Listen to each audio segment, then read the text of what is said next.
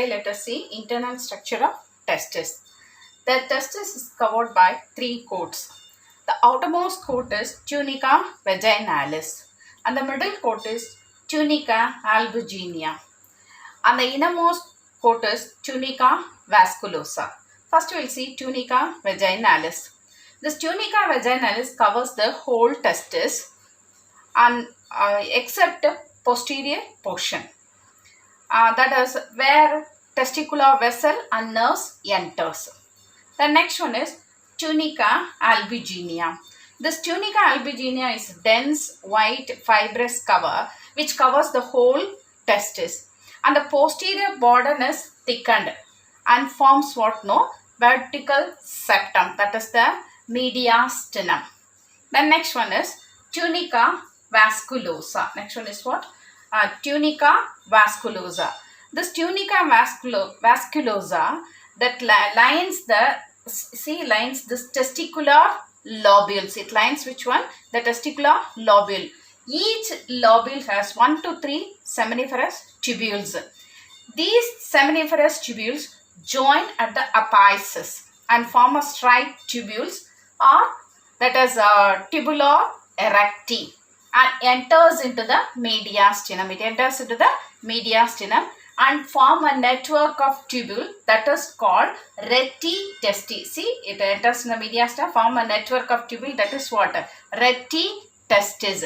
And these fuse to form the that is 10 to 12, which fuse to form vasa efferentia. Fuse to form what? Vasa efferentia.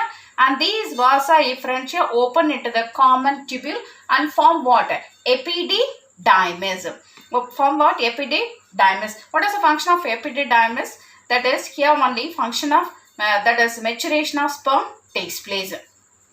How many seminiferous tubules in each testis? 750 to 1000 seminiferous tubules in each testis.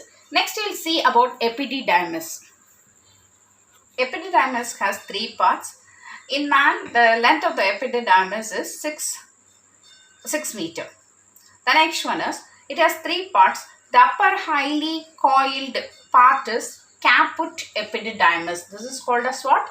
Caput epididymis. And the middle part is corpus epididymis. And the basal or least coiled part is cauda epididymis or globus minor. That is caput epididymis is otherwise called as globus major. Cauda epididymis is called as globus minor. This cauda epididymis, it enters inside the abdominal cavity. It leaves the scrotal sac and enters into the abdominal cavity in the form of vasa deferens. Vasa deferens is otherwise called as ductus deferens. Then the terminal part of the vasa deferens are called ampullae. What is the terminal part of the vasa deferens called? It is ampullae. Vasa deferens and this vasa deferens as well as epididymis, where it developed? No, it developed from Wolffian duct. It developed from Wolffian duct. Wolffian duct. The next one is Wolffian duct is otherwise called as mesonephros. This epididymis, that is, it can temporarily store the sperm. With this epididymis can temporarily store the sperm as long as how many days? No, it can store the sperm for 1 month. And here only the functional maturation of sperm takes place. So epididymis is the storage of sperm even for 1 month, and also functional maturation of sperm takes place in epididymis. The wall of the epididymis as well as vasa deferens is made up of 2 layers. The outer circular muscle layer and inner layer is made up of epithelium. The next one is the vasa deferens run upwards and enter into the abdominal cavity. So both the vasa deferens from each testis. Okay, then these vasa deferens from each testis coil around the ureter and dilate to form. Already I have explained the terminal end of the vasa deferens is ampullae. So both the vasa deferens at the terminal end dilate to form what? Ampullae. The ampullae receives what? No, seminal vesicles. Ampullae receives what? Seminal vesicle, and then They both together form a duct. Now the duct is called as ejaculatory duct. The duct is called as what? Ejaculatory duct. Then this ejaculatory duct opens into prostatic urethra. These ejaculatory ducts opens into what urethra? Prostatic urethra. Okay. Then the seminal vesicles are one pair of seminal vesicles. How many seminal vesicles? One pair of seminal vesicles. Where they are situated? On dorsal lateral side of urinary bladder. Where it is situated? On dorsal lateral side of urinary bladder. They open separately at the terminal end of vasa deferens.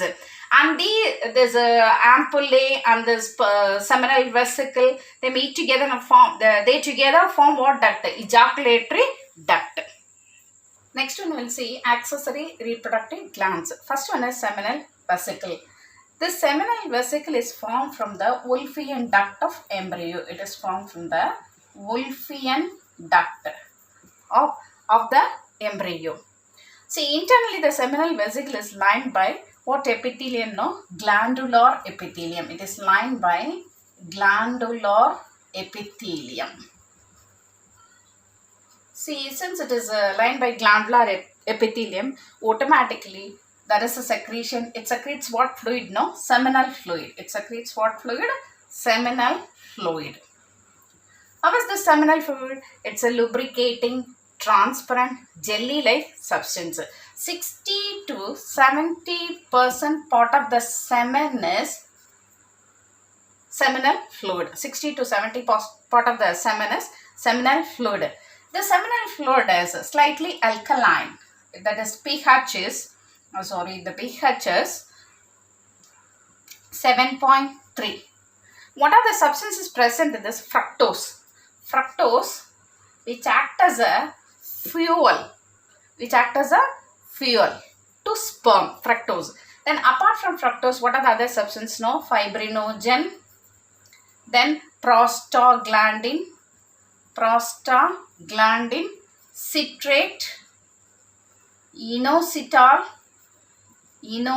and several other proteins are also present in the semen. Next, prostate gland. It is located below the urinary bladder and it is unpaired. How many lobes are found in prostate gland? 5 lobes are found in prostate gland. And each lobe opens into prostatic urethra through fine apertures. This also secretes slightly alkaline prostatic fluid. How it is know this fluid? It is milky, thick and jelly. Milky, thick and jelly, and this form 30% of water, semen, and it helps in sperm activation. See, these prostate gland secretion consist of citric acid, calcium, phosphate, clotting enzyme and profibrinolysin. Then the secretion of this prostate gland as well as secretion of seminal vesicle combined to, when mixed together, they become coagulated. And this prevents the mobility of the sperm. Sperm cannot move in this. This profibrinolysin after converts into fibrinolysin and liquefies this semen. Then in this the semen can, sperms can move. Gland is Cowper's gland, otherwise called as bulbourethral. Otherwise called as what gland? Bulbourethral. This is a pair of glands. It is found on lateral side of urethra. Then it is situated on the membranous part of urethra and opens into penile urethra. It secretes the substance which is transparent, slimy, jelly-like fluid. It is also slightly alkaline. The pH is 7.2. These secretion by Cowper's gland destroy the acidity of the urethra and also it cleans for the movement of water, sperms, and it also helps in lubrication of the penis. Then now what is semen? Semen is equal to sperm plus accessory reproductive fluid. The volume is 3 to 4 ml and the pH is 7.3. The normal sperm count is 20 to 120 million per ml. Then oligospermia. Oligospermia. What does mean by oligospermia? That is less than 20 million. Less than 20 million per ml. Azoospermia. Absence of sperm. Azoospermia. What is azoospermia? Absence of sperm. Then asthenospermia. Asthenospermia. That is reduce motility of sperm. Reduce motility of sperm. That is asthenospermia. Then teratospermia. Teratospermia. Sperm with abnormal morphology. Sperm with abnormal morphology. Abnormal morphology. So I'll repeat again. What is oligospermia? Less than 20 million per ml. Azoospermia, absence of sperm. Asthenospermia, reduce the motility of sperm. Then teratospermia, sperm with abnormal morphology. In the next class, we will see histology of seminiferous tubules. Thank you.